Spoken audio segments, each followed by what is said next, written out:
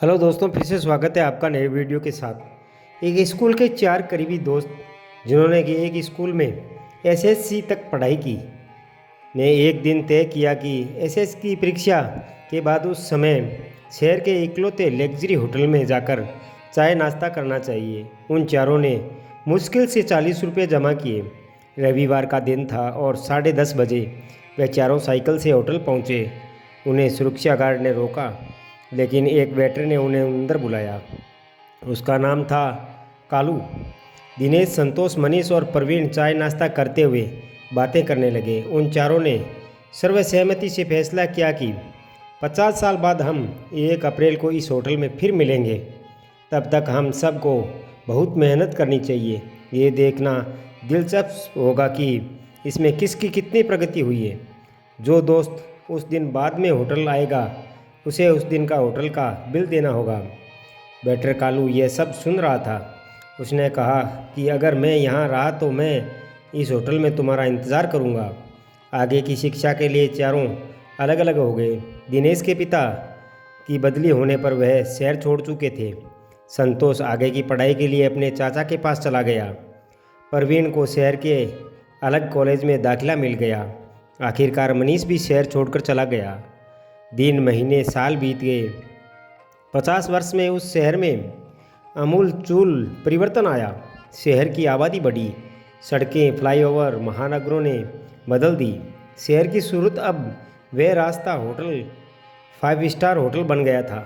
ईमानदार वेटर कालू अब कालू सेठ बन गया था और इस होटल का मालिक बन गया था। 50 साल बाद निर्धारित तिथि 1 अप्रैल को दोपहर में एक लग्जरी कार होटल के दरवाजे पर आई। दिनेश कार से उतरे और पोर्च से चलने लगे। दिनेश के पास अब 3 ज्वेलरी शोरूम थे। उसी समय एक व्यक्ति होटल के मालिक कालू सेठ के पास पहुंचा। दोनों एक दूसरे को देखते रहे।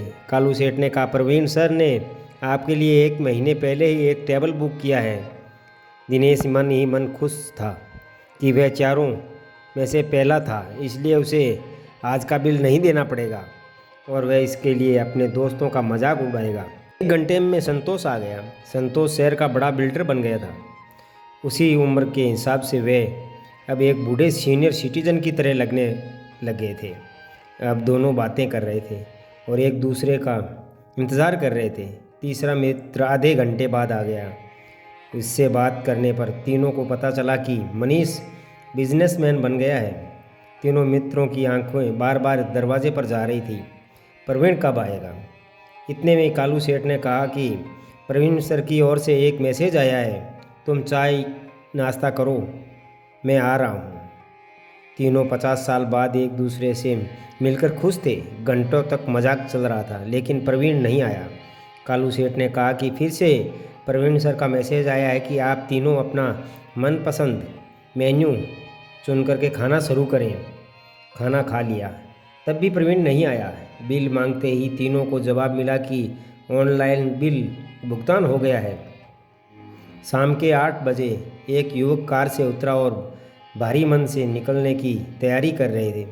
तीनों मित्रों के पास पहुंचा। तीनों उस आदमी को देखते रह गए। युवक कहने लगा, मैं आपके दोस्त का बेटा रवि हूँ। मेरे पिता का नाम प्रवीण भाई है। पिताजी ने मुझे आज आपके आने के बारे में बताया था। उन्होंने इस दिन का इंतज़ार था, लेकिन पिछले महीने एक गंभीर बीमारी के कारण उनका निधन हो गया। उन्होंने मुझे देर से मिलने के लिए कहा था। अगर मैं जल्दी आ गया तो वह दुखी होंगे, क्योंकि मेरे दोस्त तब तक हंसेंगे जब तक उन्हें पता चलेगा कि मैं इस दुनिया में नहीं हूँ, और वह एक दूसरे से मिलने की खुशी खो देंगे। इसलिए उन्होंने मुझे देर से आने का आदेश दिया था। उन्होंने मुझे उनकी ओर से आपको गले लगाने के लिए भी कहा है। रवि ने अपने दोनों हाथ फैला दिए।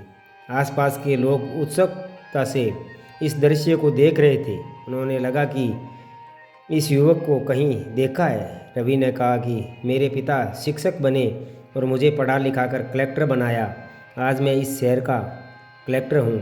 सब चकित रह गए थे।